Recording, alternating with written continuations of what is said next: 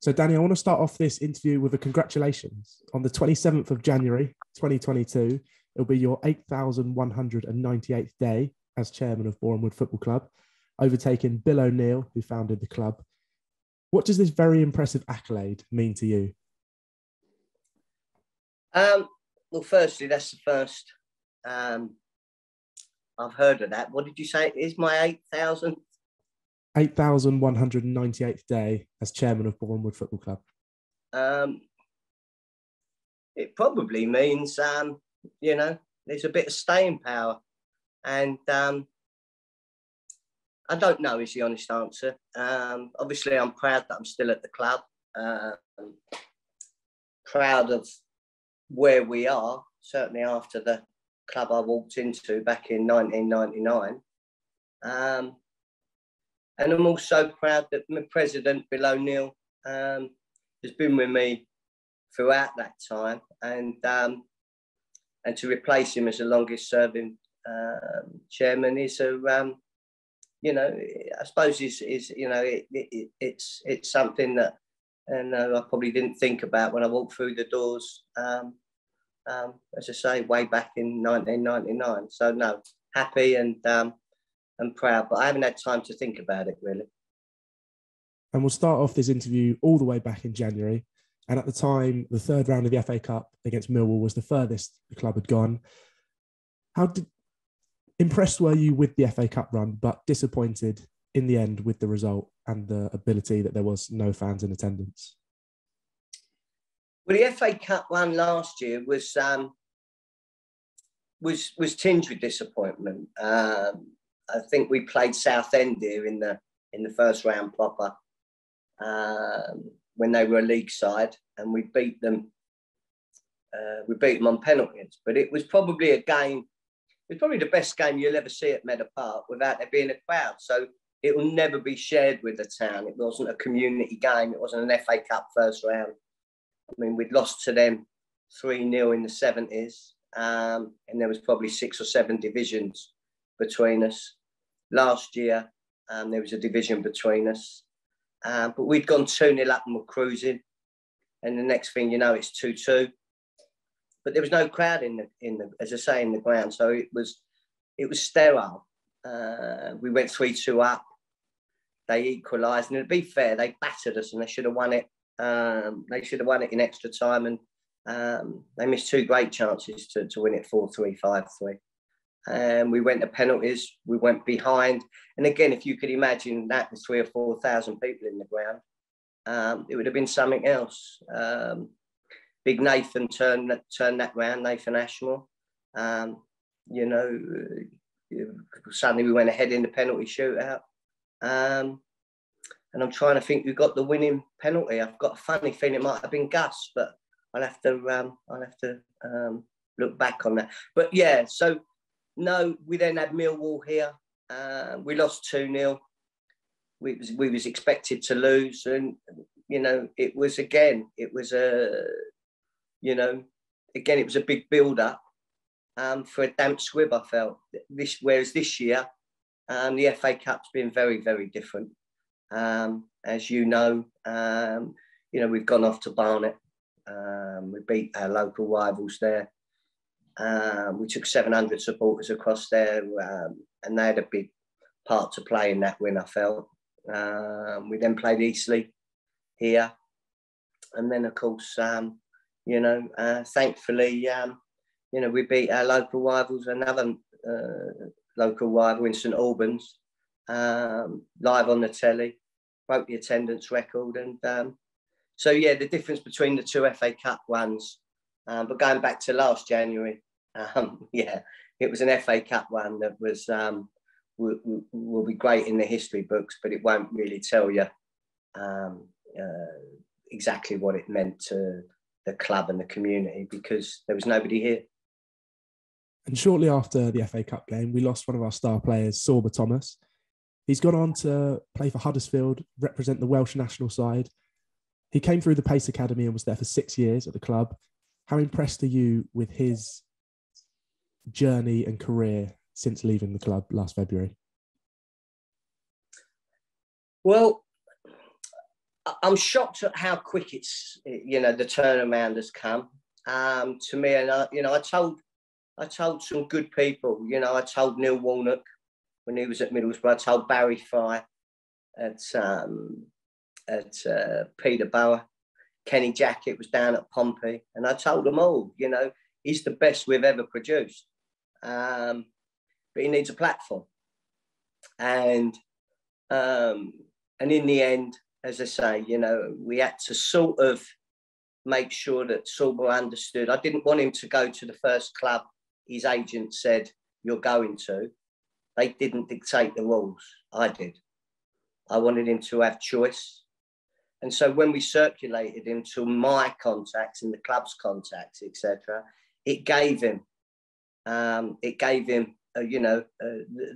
choice to look and see, what his future might hold and where that might be.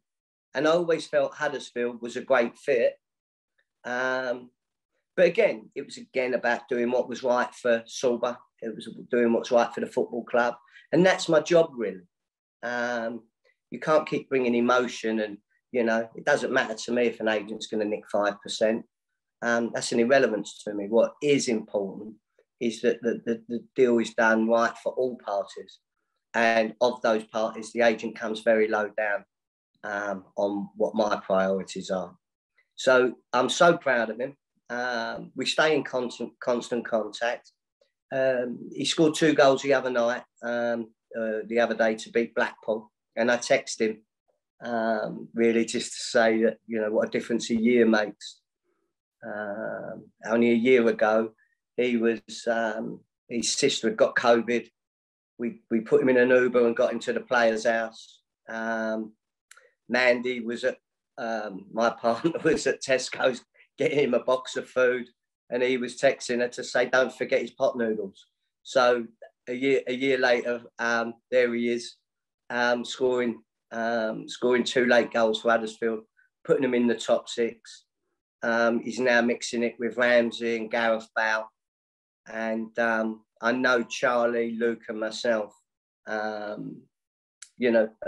hugely proud of him. He's, I know the crowd scene, he's one of our own, but, it couldn't be more apt. And when we took a boy from Barking, we've changed his life.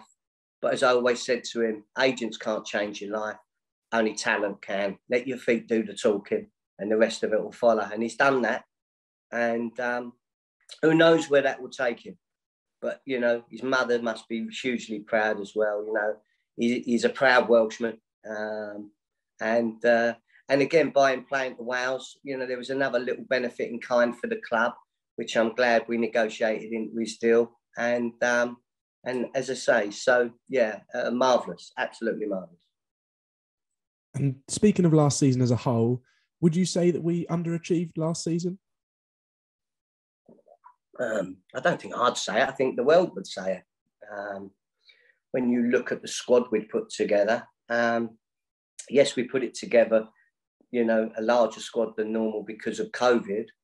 But you look at the strikers that were up, we had Matt Reed, we had Shaq Coulthurst, we had Kabi Tishamanga. And we had good players. We brought Marshy back. And we finished 14th, and we gave lead after lead up. I mean, we were 2-0 up here against Wrexham and we'd batter them into next week.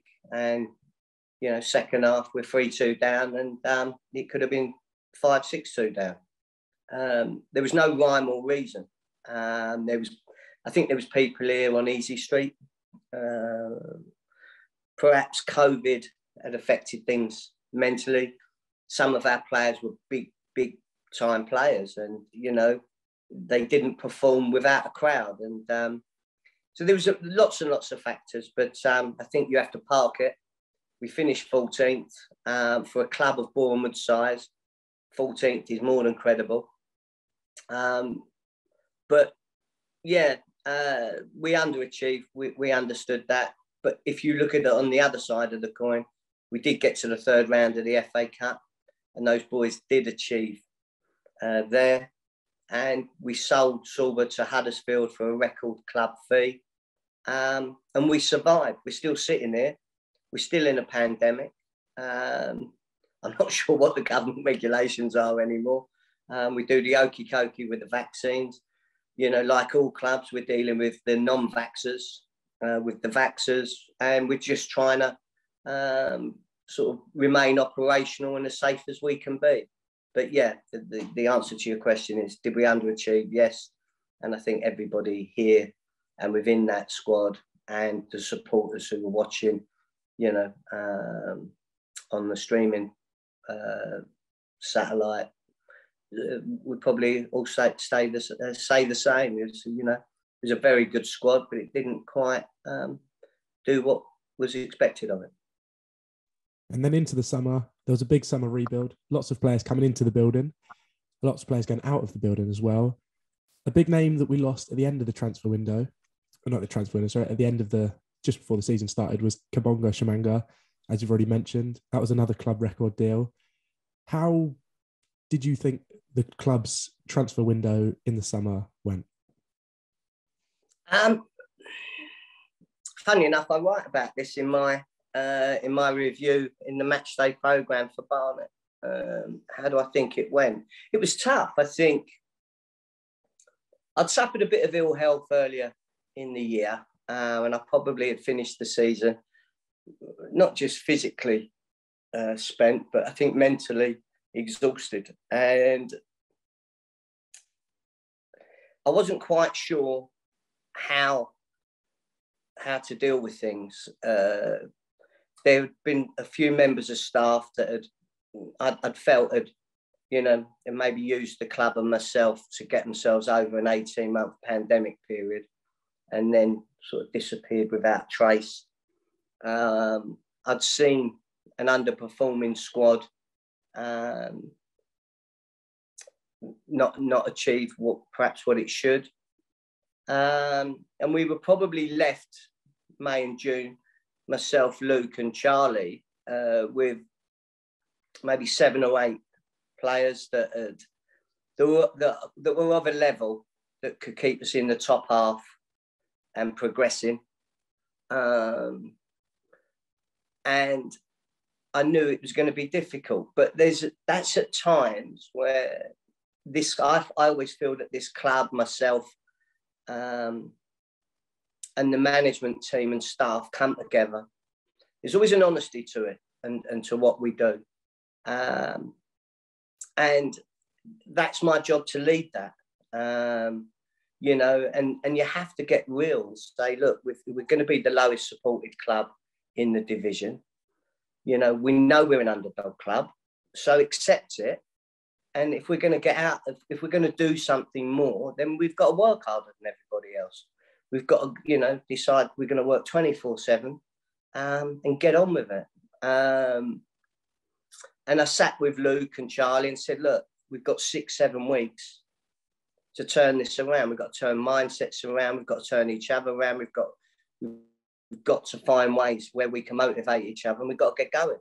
As I said to them, you know, if they're going away on summer holidays, their phones have got to stay on. I'll work 24/7. I know everybody needs to get their breaks and their breathers and get their mindsets correct. And that's what we did, you know, and we set about bringing in players bit by bit. Sometimes we get players over the line, but we don't announce them because we think it's a little bit disrespectful, because clubs are running, you know, players are still at clubs until July the 1st, etc. And then we had to get lucky. You know, 1 or 2 we got unlucky with. We lost Corey Whiteley to Bromley. But we succeeded with Jacob Mendy. And what a signing, you know, that he was. I had to put my hand in my pocket for that one, but it was worth it.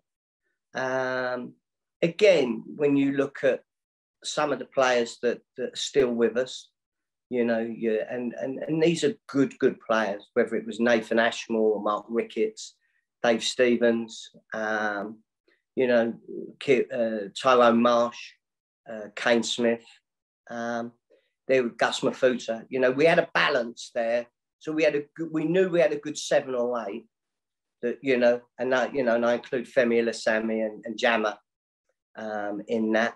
But it was really about, can we get that quality of player to supplement that? And then suddenly we get Frankie Raymond and Josh Reese and that over the line.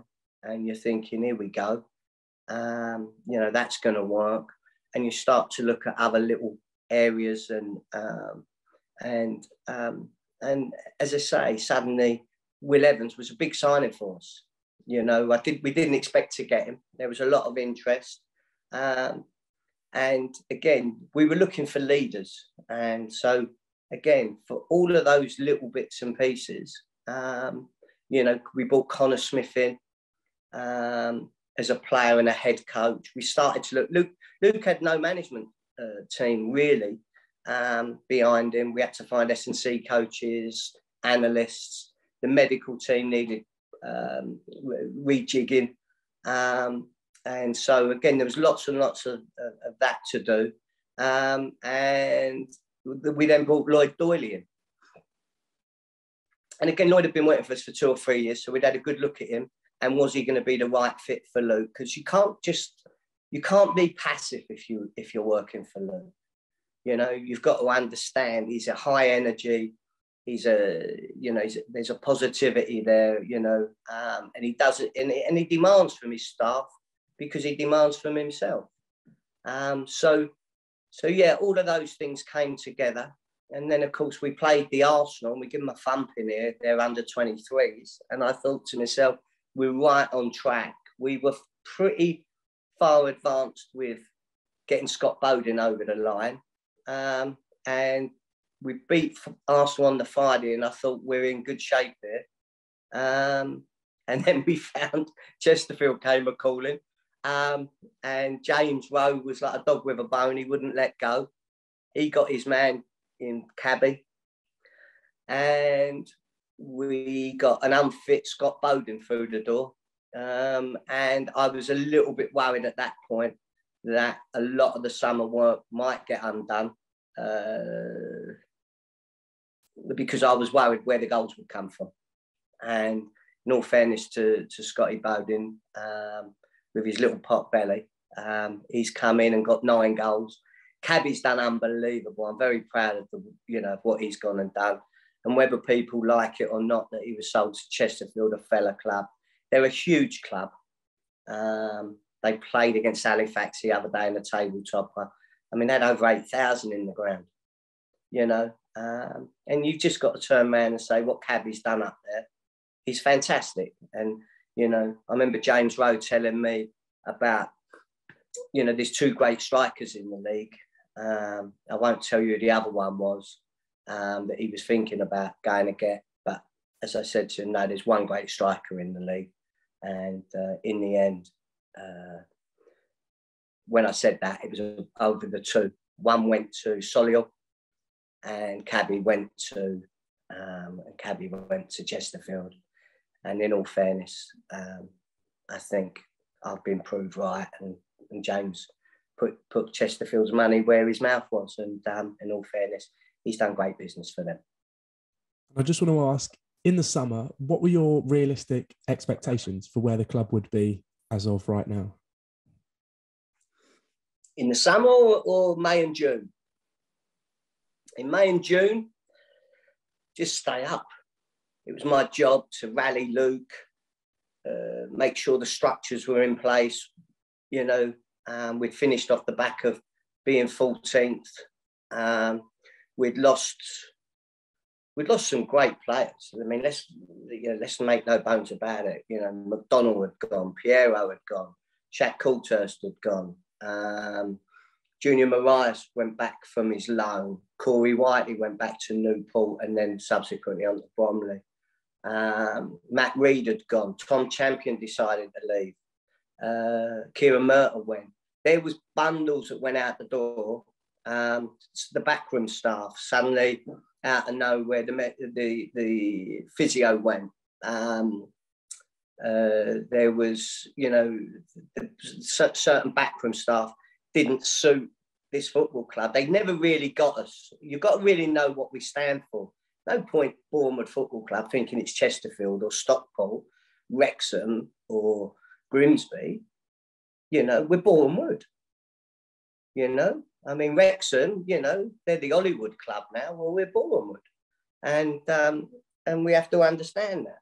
You know, I mean, as I say, so my expectations first and foremost was, let's make sure that we stay in the division. Let's make sure that we're hard to beat. Let's make sure that our recruitment is as good as we can make it. Let's all work hard and see where it takes us. And then, as I say, I felt that we'd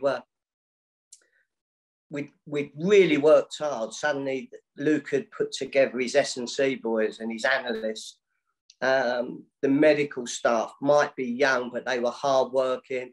They understood the club. They'd come through the ranks. Lloyd Doyley was a fantastic addition. And Connor Smith came in and brought an energy and an understanding to how Luke wanted to work. And again, then you've got your backbone. Suddenly you're looking at Jammer, you're looking at Steve-O and Femi and Kane Smith. You're looking at Nathan Ashmore and Rico. You know, Marshy was back in the building and it hadn't worked for him up at Stevenage and he came back here. And so, yeah, you started to look. Gus had settled in and had a year. So, again, you start to look. And then, as I say, with the new players that we'd brought in, we started to think, oh, you know, we're going to be a top half side here. And as I say, that night when we thumped Arsenal, you started to think there's really, we're building something. And the thing for Luke and myself, you know, and Ian Allinson before Luke is you get a sense of when something's coming together. You never get a sense of that unless you have the right individuals, you know, and it was really important in the summer. I mean, one of the directives I said to Charlie and to Luke was, you know, we haven't got a lot of time. We can't be as measured as we might want to be. But let's look for good characters, not just good footballers. Let's look for leaders. Let's look for balances, you know, and we have to accept as Boreham Wood, we're not going to be going into the season with a 22, 24, 26-man squad. We've got to look at a squad which we can afford, which, you know, with them going out the building means normally, you know, we've got to look at, you know, a few big-time players, maybe, you know, but if we can get to a 16-man squad and it's all quality, then that's often better than 24 bits of average. Because 24 bits of average will always give you average, no matter what way you want to go over the course of a season. May get the odd win. And again, that's what I felt we was the year before. You know, when we finished 14th. In the end, we ended up with a bigger squad, but it was all average. And a lot of the people that came in, they didn't understand the club. And it was best that they did move on. And as of right now, I believe we're fourth in the table now because of our games being cancelled over Christmas, but fourth in the National League, third round of the FA Cup, and fourth round of the FA Trophy. How happy have you been with the season so far? Well, it's happy. There's over the moon and there's out of this world. And at the moment, this dressing room and the staff have been out of this world. And I'm talking about from the moment last season finished to this season. There's been a whole number of reasons for that. Again, I have to thank, you know, the local council have been fantastic with us. I look at the plans for the club and I see what we're trying to do with our partners. Elstree Boreham with the Town Council, been marvellous. Arsenal, been fantastic. The sponsors stayed with us in the main. But the staff have been out of this world. As I say, we've changed the catering up. We've brought in sports nutritionists and a company, Tweaked, which provides the meals here. You know, we've looked at loads and loads of different details which have helped us. A lot of the stuff you can look at doesn't necessarily cost you money, but it does cost you time. It is about looking at those details and see where we can improve from within. It was also dealing with players' mindsets, understanding You know, there was, you know, the pandemic had caused certain mental anguish, which rather than dismissing it, needed discussing. And so we challenged ourselves in lots of different areas to improve. And I'm glad we did that. Because no matter, even at my age, you know, I'm coming up 60, and you can always improve yourself. And again, if you improve yourself, hopefully, with my experience, it means we can improve others. It's important to mentor. I mean, if I tell you this, Luke Garrard is 100% a better manager than he was a year ago. And he was probably 100% a better manager a year ago than he was a year before. So to be where we are today, nobody's given Boreham with an earthly, have they, come the start of the season?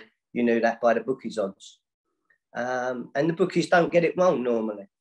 But again, we are a club that reinvents itself. We are a club that works hard. When you look at the times since we've been a National League club, you know, and you see how York came out of the EFL, and they're now in the conference. And you look at so many of these big clubs, and it's difficult. I mean, you're seeing Grimsby now, a huge club, and they're having a bit of a tough time at the moment. But they're still a massive club, and it's just a case with the massive clubs is when do they get it right? Again, Wrexham have been in the National League for as long as we have, and they're the longest serving club in it, I believe. And now suddenly, you know, they've suddenly got themselves a Football League manager, fantastic backers. But the biggest thing they've got is they've got the most amazing supporters. And so now, you know, I mean, if Wrexham manage to go up this year, go and put your money on, they'll go straight through. They'll be a Division 1 club within 2 years, because momentum will be with them. And when you can go and fill the you know, the ground out like they can do, you know, it's amazing. But I never feel jealous of the bigger clubs, you know. I just look at them in awe, you know, to travel to Notts County and just to think, you know, these were clubs we only dreamt about playing in the first round of the FA Cup. And now we're playing as equals. As I say, when we played Southend this year, and we beat them 1-0, people forget, you know, in the 70s, when it was our first ever FA Cup first round draw with Southend away with Bill O'Neill. And now we're meeting them as equals. And so there's so many landmarks for our little football club, you know, and the things that we build. And you know, so yeah, what we've done so far is out of this world. The first, I think it's safe to say, the first sort of marker is don't get relegated. Well, we know we're not getting relegated, and now we've got to see how far we can go. You know, this is the second time we've ever made the third round of the FA Cup, and we need the supporters to be there on the day. And you know, Wimbledon are always the masters of the cup shocks, so why can't we be a latter day Wimbledon and produce a shock? You know, on the 8th of January. I mean, what a way to start that would be to start the new year. There's been lots of work in and around the club in the last year, not just on the pitch, but the summer works included removing of the final bits of red seating and the upgraded press area. And then in early October, we had the pitch extension. What else can you tell us that's gone in and around structurally in the last year? What can I tell you? Well, everything really. We rebuilt the bars. We restructured the Wenger suite. Obviously, we had to become COVID friendly and create one-way systems. The classrooms have been upgraded. Dressing rooms have been everything. You know, the stadium needed a repaint. The East Stand, we've done a complete refurb, changed all the seats, created new press areas. The West Stand, we created a whole new TV gantry over the summer, which really was really done for the Arsenal women, who get huge amounts of live coverage now on TV. We extended the pitch length because UEFA needed that for the Women's Champions League. And the whole ground needed a repaint, refurb, re-looked at, toilets needed looking at. It's just the general stuff that you do at a football club if you want to progress. I look at some of our local clubs, in and around us, and they think a lick of paint every 10 years is what it takes, and it doesn't. Again, with our FA Cup run, that's gonna give us new entrance-ways in the summer. Again, the summer works excite me, so again, those things don't normally stop, Mike. That's a never ending. It's a bit like the Severn Bridge.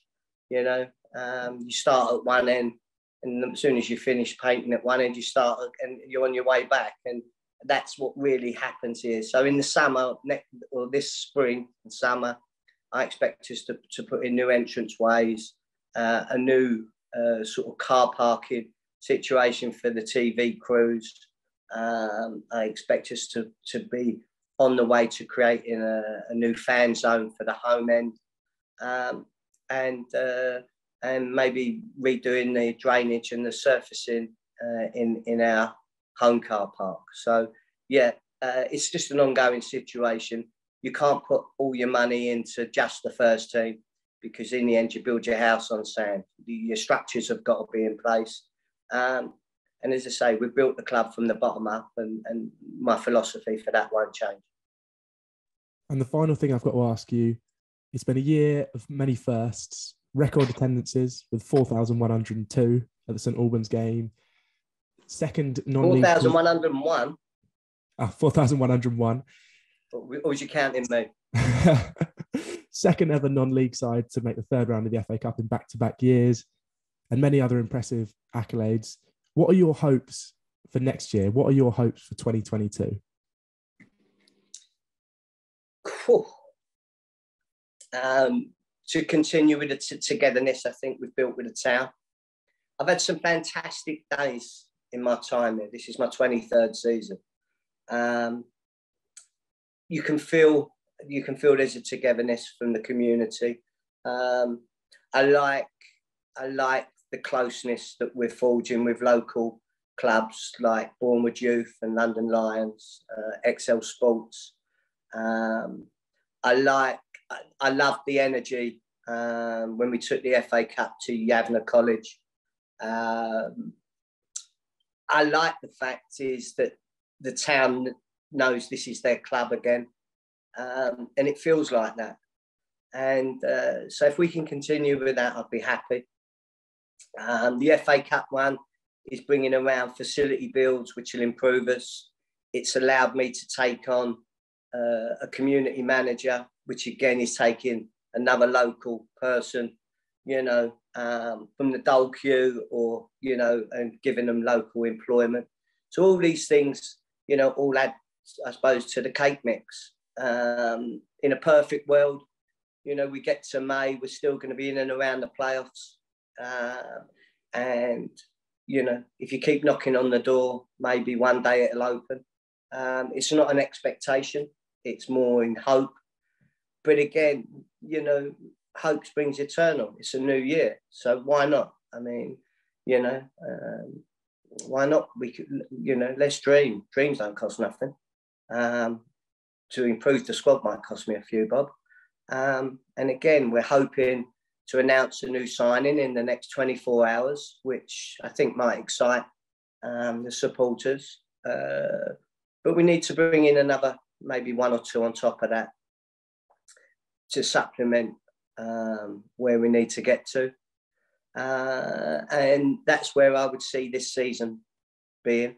There's one or two players we're trying to, we'd hope we'd get to re-sign on their deals. One or two already have already committed to that. And then come next season, I don't know. I mean, for Bournemouth Football Club, what do you want me to tell you? 5-year plans, You know, of course not. It's nonsense, you know, when clubs talk about that. You know, when we sign a player, hopefully they don't start talking about our project, because how cliche is that, or their journey. As I say, we're Boreham Football Club. You know, this is Boreham, not Hollywood. And if you come here, you graft, and we'll see where it takes us.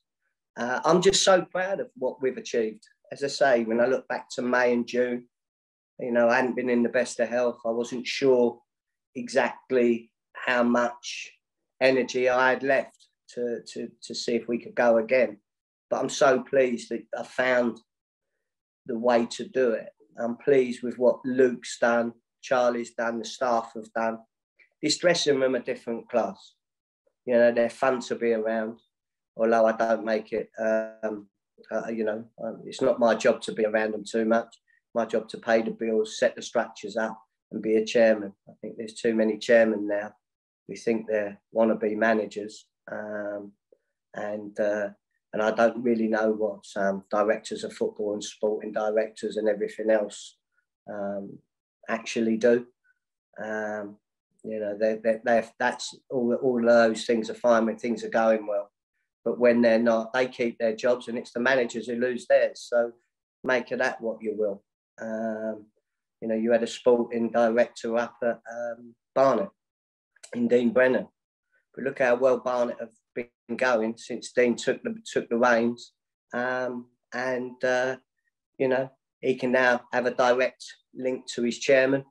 He knows what he's doing. He's been in the game a long time, and you know, he's a good guy, and he's done fantastic up there. And obviously, we have Dean and Barnet coming to see us on the 2nd, and you know, and you know, people know with a Dean Brennan team, you know, you need to fear them because they'll get on the front foot and they'll want to play. So sometimes you can simplify things or complicate them, and I do see sometimes that you know, you can complicate simple things. Football's a simple game, really. It's playmakers, destroyers, and finishers. And then if you get the right mix and you work hard, sometimes that's enough to take you to places you never thought you could get to. And that's really what we've done in 2021, I think, or certainly as we finish 2021. And the final thing I've got to ask, Danny, is there anything you'd like to say to the Wood Army? Firstly, I'd like to thank them hugely for their support. I'd like to thank the town and the community and the businesses and just everybody, really. We're coming through a pandemic. We're in a pandemic, and it's been tough for an awful lot of people. Tonight's New Year's Eve, and it's, you know, certainly for me, it's more about the people I remember than a celebration. And I think New Year's Eve can be a lonely night for a lot of people. So if I can wish everybody a very happy, but importantly, a healthy, peaceful and joyous New Year, that's probably the message I'd like to send out. And hopefully see everybody here on the 2nd against Barnet. And you know, hopefully on the 8th, we can make the town proud again. And cause an upset, you know, against Wimbledon. And yeah, so just a very happy, healthy, peaceful and joyous New Year to everyone, and to thank everybody once again.